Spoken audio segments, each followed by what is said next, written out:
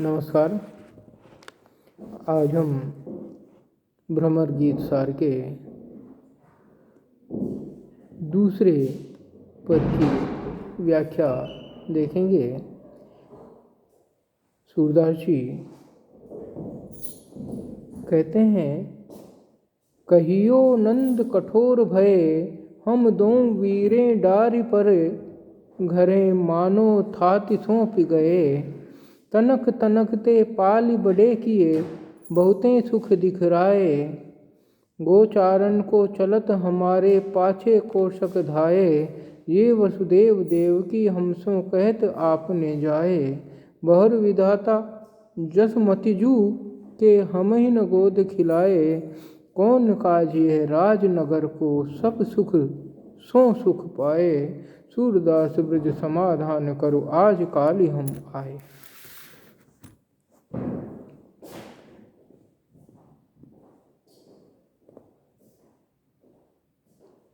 श्री कृष्ण उद्धव को ब्रज भेजने से पूर्व नंद जी के प्रति अपने संदेश को उद्धव को समझा रहे हैं। वे कहते हैं, उद्धव, नंद बाबा से जाकर कहना कि वे इतने कठोर क्यों हो गए।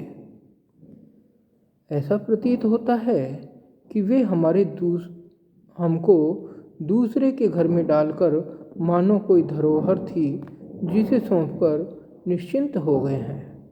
भाव यह कि हम दोनों भाइयों के प्रति अब उनका कोई विशेष अनुराग नहीं रहा, विशेष कोई प्रेम नहीं रहा।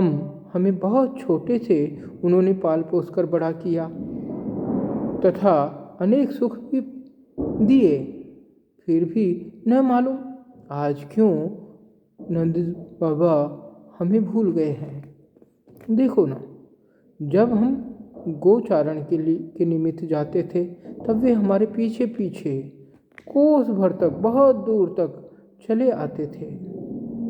तब तो उनको इतना स्नेह था, किंतु अब वैसा नहीं लगता। यहाँ ये वसुदेव और देवकी हमें अपना पुत्र बताते हैं, साथ ही हमें ब्रह्म समझ बैठे हैं तथा कहते हैं कि यशोदा मैया ने हमें गोद नहीं खिलाया। दूसरा अर्थ यह भी कि यशोदा मैया की गोद में खेलने का अवसर पुनः हमें विधाता ने नहीं दिया।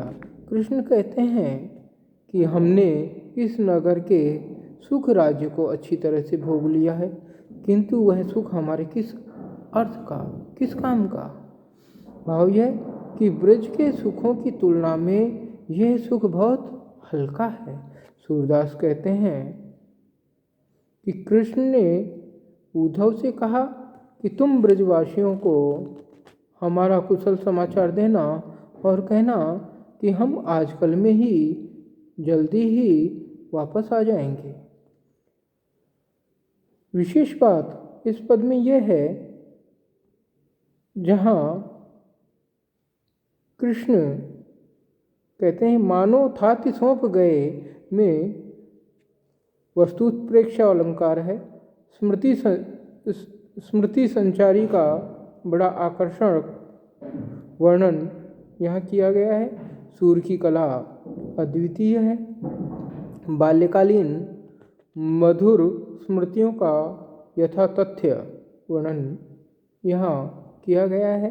ये वसुदेव देव की पंक्ति में कृष्ण की नागरिकों के प्रति विरक्ति भी लक्षित होती है, किंतु देवकी और वसुदेव को माता न समझने के बालकोचित भोलेपन को भी दर्शाता है।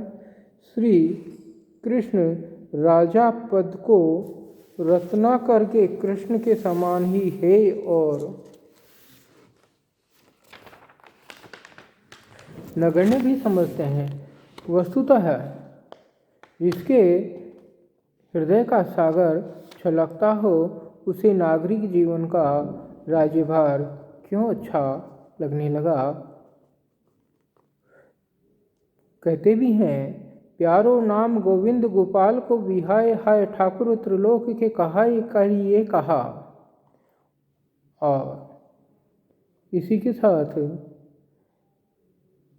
तीसरे पद में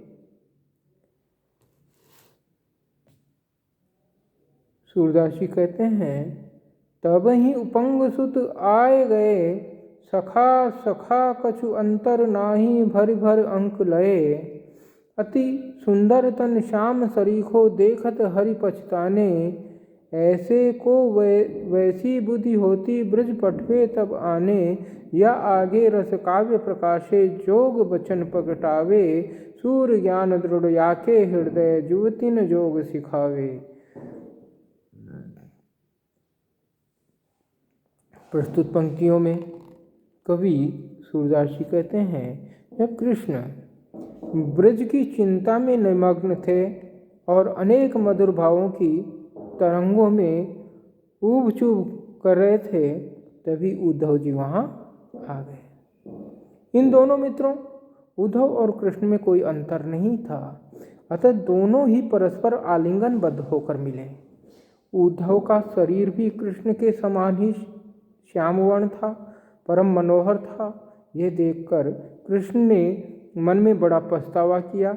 वे सोचने लगे कि इस सुंदर शरीर वाले उद्धव की बुद्धि भी यदि सुंदर, राग रंजित, प्रेम पूरित होती तो कितना अच्छा होता। तात्पर्य यह है कि कृष्ण प्रेम मार्गीय भक्ति भावना के पक्षपाती थे, तभी तो ऐसा विचार उनके मन में आया।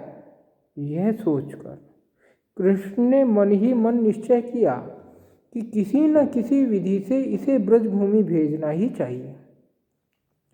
वहाँ जाकर ही इसकी योग मार्गीय बुद्धि का परिष्कार संभव हो सकेगा और ये तभी भली भांति प्रेमानुगा भक्ति का परिपालन कर सकेंगे।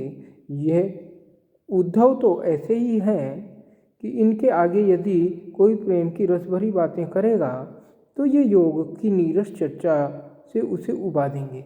वस्तुतः इसके हृदय में ज्ञान अर्थात योग मार्ग के निमित्त इतनी दृढ़ आस्था है कि यदि ब्रज भी गया तो युवतियों को उसी की शिक्षा देगा, किंतु सिद्धि यह होगी कि यह वहाँ युवतियों के प्रेम रस को देखकर शायद योग को भूल जाए। अतः उसका वहाँ भेजना ही श्रेयस्कर है, ऐसा श्री कृष्ण जी अपने मन में विचार करते हैं। विशेष बात यह है, वैसी बुद्धि से तात्पर्य प्रेम मार्गीय भक्ति से है।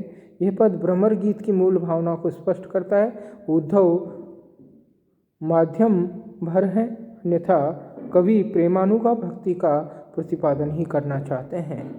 डॉक्टर शंकरदेव अवतरे ने इस पद पर टिप्पणी करते हुए लिखा, जिस प्रकार मुख मन अक्षरम स्वाकृते सूक्ति के अनुसार सुंदर मुख वाला व्यक्ति बेपढ़ा लिखा होने पर भी ज्ञानियों के लिए सोच्य होता है, उसी प्रकार नीरस होने पर वह सहृदयों के लिए सुखदायी होता है। किंतु यदि सुंदर पर नीरस व्यक्ति के साथ किसी सरस व्यक्ति की घनिष्ठता हो तो उसका दर्द भी उसी अनुपात में सघन हो जाता है। यहाँ उद्धव के संबंध से कृष्ण के मन में भी वैसी ही दुष्चर्वणा प्रस्तुत है। धन्यवाद।